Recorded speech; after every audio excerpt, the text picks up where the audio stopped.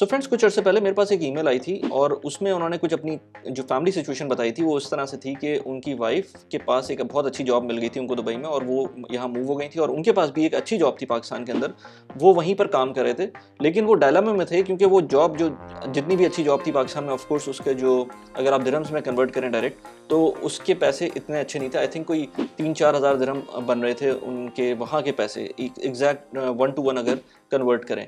लेकिन उनके साथ सिचुएशन कुछ इस तरह की थी कि उनकी फैमिली भी यहीं पर आ गई थी, वाइफ यहाँ पर आ गई थी, उनके बच्चे भी यहीं पर थे दुबई में, जो कि पढ़ना भी स्टार्ट कर दिया था और उनकी वाइफ की बहुत अच्छी जॉब थी। तो अब जो डायलेमा था वो ये था कि उनको वहाँ पर अपनी एग्जिस्टिंग जॉब, जो कि अच्छी जॉब थी वहाँ के हिसाब से, उसको छोड़ के यहाँ मूव करना चाहिए, यूएई यहाँ पर जॉब सर्च करनी चाहिए, क्योंकि ऑलरेडी वो सर्च कर रहे थे लेकिन उनको उस वक्त तक मिली नहीं थी जॉब। तो मैंने उनको यही कहा था कि आपको मूव हो जाना चाहिए दुबई, क्योंकि आपका यूनिक से सर्कमस्टांसेस है। अगर कोई और होता आपकी जगह पर तो शायद मैं उसको कभी भी जॉब छोड़ने का नहीं बोलता, लेकिन आपकी सिचुएशन डिफरेंट है। अब इस सिचुएशन के अंदर वहाँ पर मुझे बहुत सारे कमेंट्स आए मेरी उस वीडियो के नीचे कि उन्होंने मुझसे ये बोला कि आपने पीपीपी जो कि परचेजिंग पावर पैरिटी होती है उसको कंसिडर नहीं किया, जो कि बाद में मुझे ख्याल आया कि वाकई इस चीज़ को बोलना ज़रूर चाहिए था वीडियो में। लेकिन अगर उसको मैं कंसिडर कर भी लूँ तब भी मेरा डिसीजन वही होता जो मैंने एक्चुअल में उस वीडियो में बोला था। लेकिन मैंने कहा चले इसके ऊपर एक अलग से वीडियो बननी चाहिए कि परचेजिंग पावर प्रायोरिटी क्या चीज़ होती है, और अगर आपको कभी ऑप्शन मिलता है लेट से पाकिस्तान से बाहर जाने का, और for that matter from any country to any other country, even आप लेट से यूएस में काम कर रहे हैं तो आपको कनाडा में जॉब की अपॉर्चुनिटी मिलती है, या लेट से यूके में काम कर रहे हैं तो आपको दुबई में जॉब की अपॉर्चुनिटी मिलती है, या आप लेट से कनाडा में काम कर रहे हैं और आपको वापस पाकिस्तान फॉर सम रीज़न आना पड़ता है और वहाँ पर आपको जॉब अपॉर्चुनिटी मिलती है, तो आपके पास एक क्या फॉर्मूला होना चाहिए जिसके थ्रू आप ये बता सकें कि आपकी जो इनकम वहाँ पर है ऑलरेडी, उस इनकम के इक्वलेंट अगर आप लेट से किसी और मुल्क में जाते हैं तो आपको क्या कितनी इनकम आपकी या कितनी सैलरी होनी चाहिए। तो इसकी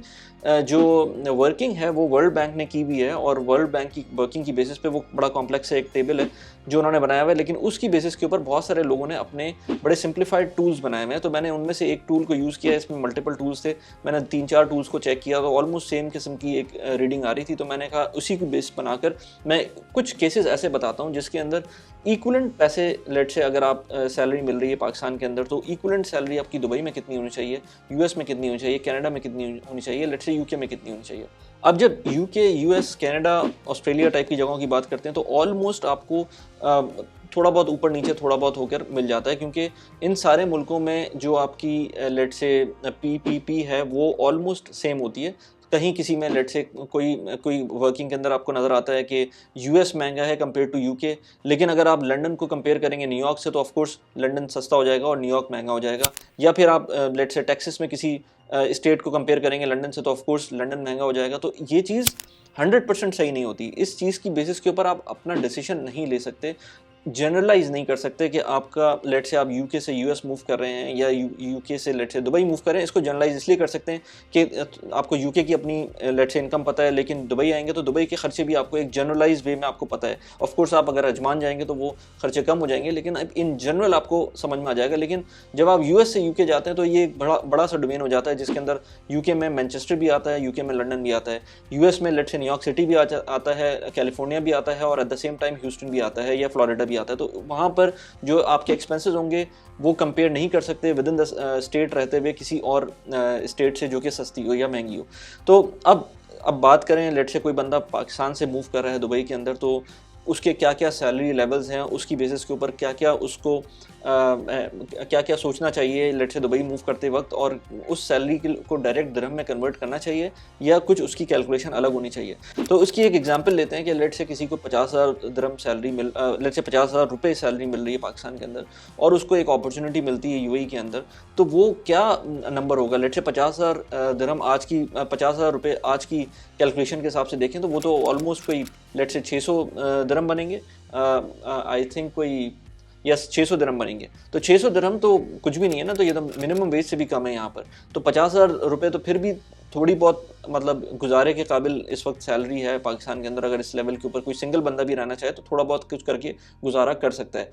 लेकिन अगर यहाँ पर आएंगे 600 दिरहम के अंदर तो यहाँ तो गुजारा नहीं हो सकता, सिर्फ और सिर्फ दिरहम टर्म्स के अंदर बात करें। अब कितनी सैलरी होनी चाहिए, ये बात होनी चाहिए कि इस बात पर डिबेट होनी चाहिए कि अगर 50,000 रुपये वाला यहाँ पर आ रहा है तो उसकी कितनी सैलरी होनी चाहिए। तो अगर हम पीपीपी के पर्सपेक्टिव से बात करें, परचेजिंग पावर पैरिटी की पर्सपेक्टिव से बात करें, जो कि एक इंडेक्स है बेसिकली, आप ये समझ लें कि जो भी आप लेट से करेंसी डिफरेंस है, करेंसी डिफरेंशियल के बाद जो आपका सेम अमाउंट ऑफ जो भी चीज़ लेना चाहते हैं एक मुल्क में, वही उसी तरह की चीज़ आप दूसरे मुल्क में लेना चाहते हैं, तो वो उसको एक लेट से उसको होमोजेनाइज कर देता है। तो उसके हिसाब से अगर बात करें तो पाकिस्तान के अंदर अगर कोई 50,000 रुपये सैलरी ले रहा है तो उसको यूएई के अंदर एटलीस्ट 2,500 दिरहम सैलरी मिलेगी, तब जाके उसका सेम लेवल आएगा। इसी तरह से यही बंदा अगर लेट्स से यूके में होता है तो 770 पाउंड उसको मिलने चाहिए, और कनाडा में होता है तो 1380 डॉलर्स कैनेडियन डॉलर्स होना चाहिए, और यूएस के अंदर होता है तो 1130 यूएस डॉलर्स होना चाहिए। तो ऑफ कोर्स ये है तो बड़ा सिंप्लीफाइड, लेकिन इसके ऊपर डायरेक्टली आप इम्प्लीमेंटेशन नहीं कर सकते। उसके बारे में मैं अभी बात करता हूँ कि क्यों नहीं कर सकते, लेकिन पहले हम जरा कैलकुलेशंस और देख लेते हैं। लेट से आपकी सैलरी 1.5 लाख रुपए, तो 1.5 लाख रुपए के ऊपर आपकी जो यूएई की इक्विवेलेंट सैलरी बनती है वो तकरीबन 7,650 दिरहम्स के करीब बनती है। यूके के अंदर तकरीबन आपको 2,300 पाउंड्स मिलने चाहिए, कनाडा के अंदर 4,000 डॉलर्स आपकी सैलरी होनी चाहिए, और यूएस के अंदर 3,400 यूएस डॉलर्स होनी चाहिए। अच्छा, ये चीज़ें जितनी भी आपको अमाउंट आपको मैं बता रहा हूँ, ये सैलरीज बता रहा हूँ, ये इक्विवेलेंट जब होती है जब ये टैक्स के बाद आपको कैश इन हैंड मिलता है। तो मैं कैश इन हैंड की बात कर रहा हूँ, जो 150,000 रुपीज़ जो मिल रहे थे वो आपको आफ्टर टैक्स मिल रहे हैं। इसी तरह से अगर उसके इक्विवेलेंट यूएस में बात करें तो 3,400 डॉलर जो मिल रहे हैं ये भी आफ्टर टैक्स मिल रहे हैं। 3,400 डॉलर्स एक बड़ी अमाउंट होती है compare to 150 dollar, I mean 1.5 lakh रुपए।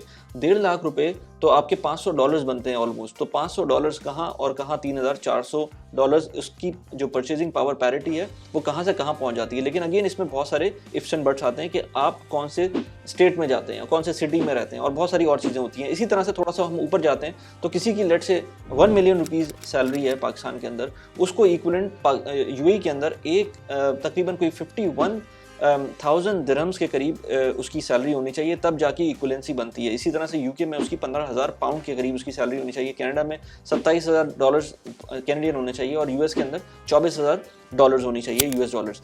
लेकिन ये चीज़ अगेन मैंने उस वीडियो के अंदर भी यही जब लोगों ने मुझसे कमेंट में कहा था, मैंने कहा था आप उसको टीपीपी से डायरेक्ट रिलेट नहीं कर सकते, क्योंकि ये बड़ा अनरियलिस्टिक नंबर्स आना शुरू हो जाते हैं जब आप थोड़ा थोड़ा ऊपर जाने लगते हैं। क्योंकि 10 लाख रुपए एक बहुत अच्छी सैलरी है पाकिस्तान के पर्सपेक्टिव से, लेकिन आप बात करें 50,000 दिरहम यूएई के पर्सपेक्टिव से तो ये एक और डिफरेंट किस्म की लीग बन जाती है, और उसमें शायद वो लोग मैच ना कर सकें उस चीज़ को, इससे कम पे भी सेटल्ड हो जाएं। और उसके रीजंस क्या हैं? उसके बहुत सारे रीजंस हैं। उसके रीजंस एक ये है कि पाकिस्तान के अंदर रहते हुए आपको बहुत सारी चीज़ें खुद करनी पड़ सकती हैं। लेट से अगर आपको 10 लाख रुपए मिल रहे हैं तो इसका मतलब है आपको हो सकता है कंपनी की तरफ से फैमिली मेडिकल मिला हो, अपनी कार मिली हो, गाड़ी मिली हो, और भी बहुत सारे पर्क्स हैं जो आपको शायद मिले हुए हो। अब आप यूएई में आते हैं तो ये सारे पर्क्स हो सकता है मिल रहे हैं, और बहुत सारी टाइम पर ये सारे पर्क्स आपको नहीं मिलते। कुछ टाइम पर तो आपको यूएई के अंदर आते हुए स्कूलिंग भी मिल रही होती है बच्चों की, लेट से मेडिकल भी मिल रहा होता है, रिटर्न फ्लाइट्स भी मिल रही होती हैं, बोनसेस भी मिल रहे होते हैं, और बहुत सारे पर्क्स मिल रहे होते हैं, लेकिन हर जॉब में हर तरह की अमाउंट नहीं मिल रही होती। तो इस टेबल को या इस लिंक को जो मैंने डिस्क्रिप्शन में डाला हुआ है, आप उसको डायरेक्टली इम्प्लीमेंटेशन नहीं कर सकते, लेकिन आप उसको एक बर्ड्स आई व्यू ले सकते हैं, उसका एक अपना आइडिया लगा सकते हैं। अगर मुझसे कोई बोले कि लेट से 5 लाख रुपए मुझे मिल रहे हैं पाकिस्तान के अंदर, तो मेरे आफ्टर टैक्स मुझे इतने पैसे मिल रहे हैं, जो कि ऑलमोस्ट कोई 10,000 दिरहम भी नहीं बनते, वो भी तकरीबन कोई लेट से कितने बनते हैं, तकरीबन कोई 7,000 दिरहम बनते हैं। तो 7,000 दिरहम अगर किसी को 5 लाख रुपए मिल रहे हैं पाकिस्तान के अंदर, तो उसके लिए तो कभी भी मैं नहीं बोलूँगा कि 7,000 दिरहम के अंदर वो यूएई मूव हो जाए। लेकिन एट द सेम टाइम उसको कितने पैसे चाहिए? उसको क्या 7,000 दिरहम से डबल कर देना चाहिए, तो उसको लेट से 14,000 दिरहम चाहिए? आई वुड अगेन से कि 5 लाख रुपए वाला 14,000 दिरहम के अंदर भी ना आए तो बेहतर है। उसको 20,000 दिरहम चाहिए तो 20,000 दिरहम में भी उसको नहीं आना चाहिए। लेकिन जो पीपीपी के हिसाब से उसकी वैल्यू बन रही है वो तकरीबन 25,000 दिरहम बन रही है। तो क्या 20,000 दिरहम होना चाहिए या 21,000 दिरहम होना चाहिए? 3 टाइम्स तो इतना ही बनेगा ना, तो 21,000 दिरहम हो गया। तो 21,000 दिरहम के ऊपर एक क्वेश्चन बनना शुरू हो जाएगा कि आपको वाकई मूव करना चाहिए कि नहीं करना चाहिए। पीपीपी के हिसाब से जो 5 लाख रुपए किसी को मिल रहे हैं पाकिस्तान के अंदर, तो उसके हिसाब से उसको 25,500 दिरहम मिलेंगे, तो उसका एक लेवल सेम हो जाएगा। लेकिन उसमें अगेन बात वही आती है कि हो सकता है 25,000 दिरहम उसको मिल रहे हो किसी ऐसी जॉब में जो कि काफ़ी स्टेबल हो, जो कि आपको बहुत सारे और बेनिफिट्स दे रही हो, तो हो सकता है आपका ये कैलकुलेशन उसी के हिसाब से फिट बैठ रही हो।